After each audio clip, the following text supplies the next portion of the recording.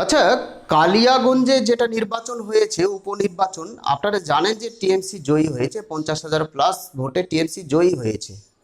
আচ্ছা, এই নির্বাচনকে কেন্দ্র করে বা এই ফলাফলকে সামনে রেখে শুভেন্দু অধিকারী কি চাইছেন 2026-এ? তিনি কি গোটা বাংলাকে দুটো মেরুকরণে বিভক্ত করতে চাইছেন? শুধুমাত্র হিন্দু হিন্দু, সমস্ত হিন্দু এক হোক।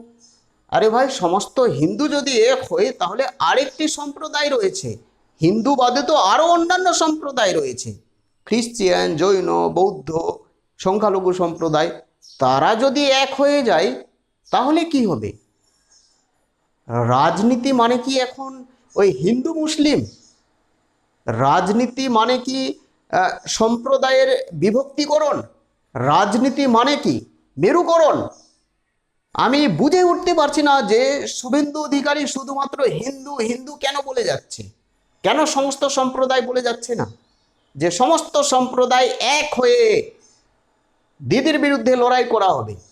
এই ধরনের বক্তব্য তিনি কেন রাখছেন না? শুধুমাত্র হিন্দু এক হোক, হিন্দু হিন্দু ভাই ভাই।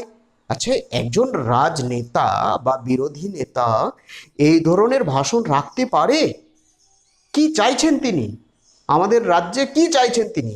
ঝামেলা পাকাতে চাইছেন নাকি? বিজেপির বা সিপিএম বা তৃণমূল কংগ্রেসের বা অন্যান্য গোটা বিশ্বে বা গোটা কান্ট্রিতে, আমাদের ইন্ডিয়াতে, ভারত সহ, বাংলা সহ গোটা বিশ্বে যত কান্ট্রি রয়েছে যেখানে নির্বাচন হয়, কোনো সম্প্রদায়কে এক হওয়ার কথা বলেনি আজ পর্যন্ত, যেটা শুভেন্দু অধিকারী বলতে চাইছে। বিভিন্ন মেন স্ট্রিম মিডিয়ায় বলেছে যে যেখানে হিন্দু বেশি রয়েছে সেখানে বিজেপি ভোট পেয়েছে, যেখানে অন্য কাস্টের ভোটার বেশি রয়েছে সেখানে টিএমসি ভোট পেয়েছে। দেখুন, নির্বাচন একটা অন্য বিষয় এবং সম্প্রদায় একটা অন্য বিষয়। আমার মনে হচ্ছে যে বিজেপির কাছে কোনো হাতিয়ার নেই বা কোনো উন্নয়নমূলক কোনো কার্যকলাপ নেই, ফলত শুধুমাত্র জাতি জাতি, হিন্দু হিন্দু করে তারা ভোট পেতে চাইছে। এইটা আশা করা যায় না শুভেন্দু অধিকারী এই ধরনের বক্তব্য রাখবে মেন স্ট্রিম মিডিয়ায়, সেটা আমরা কোনোদিনই ভাবতে পারিনি, কোনোদিনই ভাবতে পারিনি। কলকাতার কোটায় হিন্দু ভোট দেয় বিজেপিকে। আপনি যদি সাউথে চলে যান, উত্তরবঙ্গ বাদ দিয়ে দক্ষিণবঙ্গে, অর্থাৎ ফারাক্কা পার করলে কোটা হিন্দু বিজেপিকে ভোট দেয়। গোটা রাজ্যের প্রত্যেকটা বুথের চুলচেরা বিশ্লেষণ, অর্থাৎ তলাট থেকে মোলাট পর্যন্ত আমার জানা আছে যে কোন কোন বুথে, কোন কোন জেলায়, কোন কোন সম্প্রদায় কাকে ভোট দেয়। বিজেপির কাছে আমার মনে হচ্ছে যে কোনো হাতিয়ার নেই, শুধুমাত্র এই হিন্দু বা অন্য একটা সম্প্রদায় এই হিন্দু মুসলিম করে শুধু ভোট পেতে চাইছে।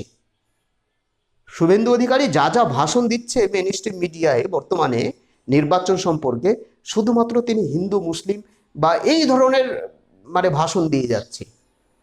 এটা কাম্য নয়, এটা কাম্য নয়। এই ধরনের ভাষণ ঠিক না। কোনো নেতার পক্ষে এই ধরনের ভাষণ, একটি সম্প্রদায়কে নিয়ে শুধুমাত্র নির্বাচন করানো, এটা ঠিক না। রাজ্যের পক্ষে বা দেশের পক্ষে খুব ক্ষতিকারক হতে পারে। আমার যেটা মনে হচ্ছে, আপনাদের কি মনে হচ্ছে কমেন্ট করে জানাবেন তো। প্রত্যেকে ভালো থাকবেন, সুস্থ থাকবেন। নতুন হয়ে থাকলে চ্যানেলটিকে সাবস্ক্রাইব করে দেবেন। এবং আমরা জানি হিন্দু মুসলিম খ্রিস্টান বৌদ্ধ প্রত্যেকে আমরা ভাই ভাই মিলেমিশে থাকতে চাইছি, কিন্তু শুভেন্দু অধিকারী শুধুমাত্র বলছে হিন্দু হিন্দু ভাই ভাই। এইটা আমি মেনে নিতে পারছি না, এটা আমি মেনে নিতেই পারছি না। আপনাদের কি মনে হচ্ছে কমেন্ট করে জানাবেন। প্রত্যেকে ভালো থাকবেন, সুস্থ থাকবেন। নতুন হয়ে থাকলে চ্যানেলটিকে সাবস্ক্রাইব করে দেবেন। জয় হিন্দ।